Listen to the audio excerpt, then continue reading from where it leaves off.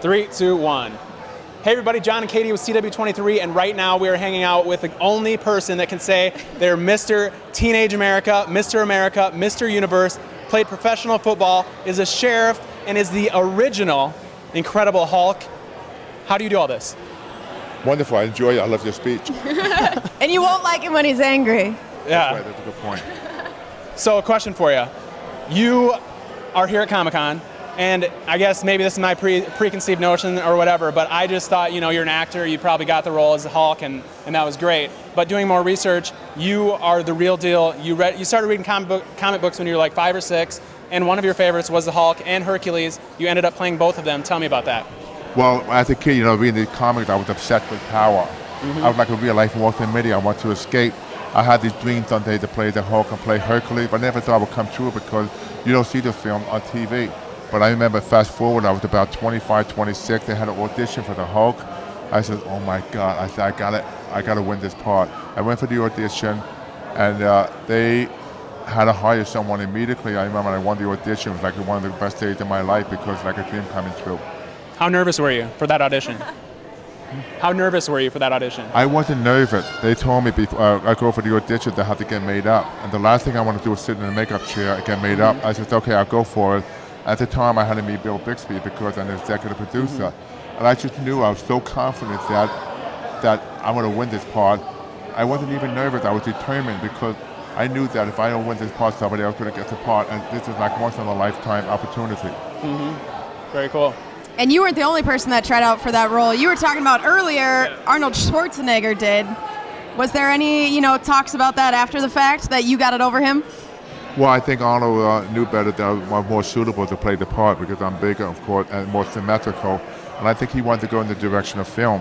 So it worked out perfectly because I knew how to begin somewhere. Nice. All right. We recently interviewed a guy right here at the Mall of America by the name of Jason Segel, who we see you in a film with. I Love You, Man. You guys have a very brief but fantastic fight scene.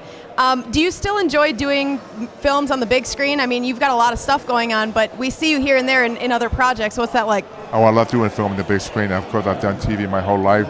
I just finished a film called Instant Death that'll be coming out. That's a feature film. It's a British film. I was the only American in the film with an American accent. But I enjoy it, but I just love more than anything sitcom because in front of a live audience, you get that instant gratification. I like doing drama in both because it's part of being an actor. I love how most people wouldn't have no clue about this because you're known for being a bodybuilder and a movie star, but somehow you managed to fit in being a professional football player. Where did you play and what position? And tell me about that. I never played football in my life. I tried out for the New York Jets because of my size and speed. I was able to run a 40 and 4.6. I went to play Canadian football for a short time. I went to the coach one day. I said to the coach, I don't like hitting people. He said, get out of here, go back to bodybuilding. I was kind of fortunate to it because my father dreamed me to be an NFL pro football player. But it wasn't my passion, but it was a great experience for me because Canadian football is tough.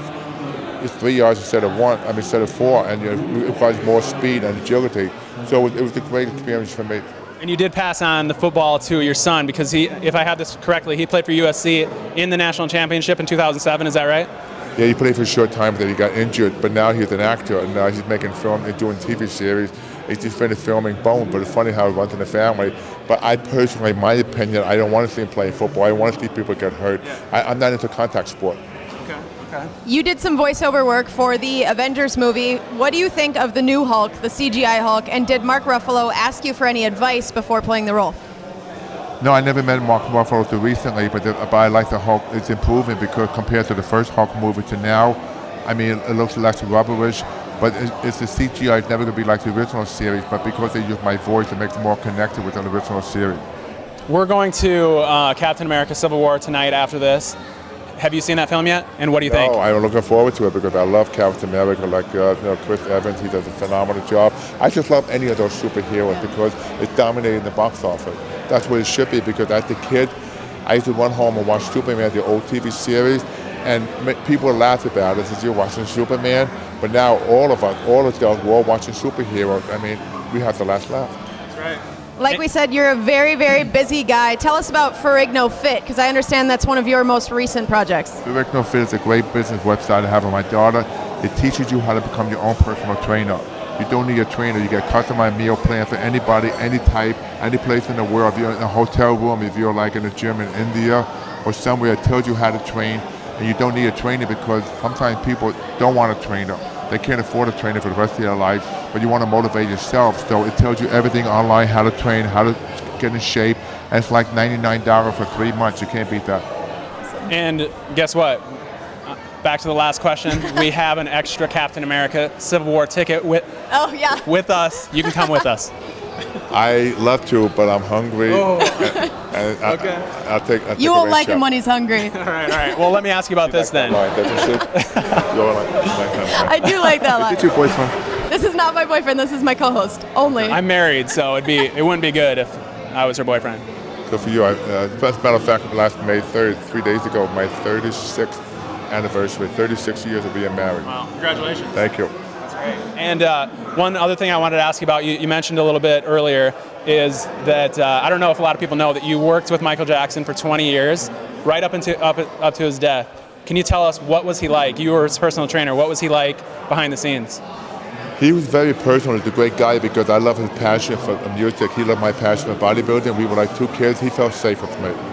And I admire Michael because the fact that he trusted me when we were alone together, he respected me, and we had like a friendship, not just about bodybuilding training. It goes beyond that. I spent time at his house in Neverland, and he was a good friend, and he was a genuine person, and most people don't realize what kind of a soft, genuine person he is. And I think all the stuff about him as a kid was bullshit because he loved children. People just negative about him and they just want to take a shot at him.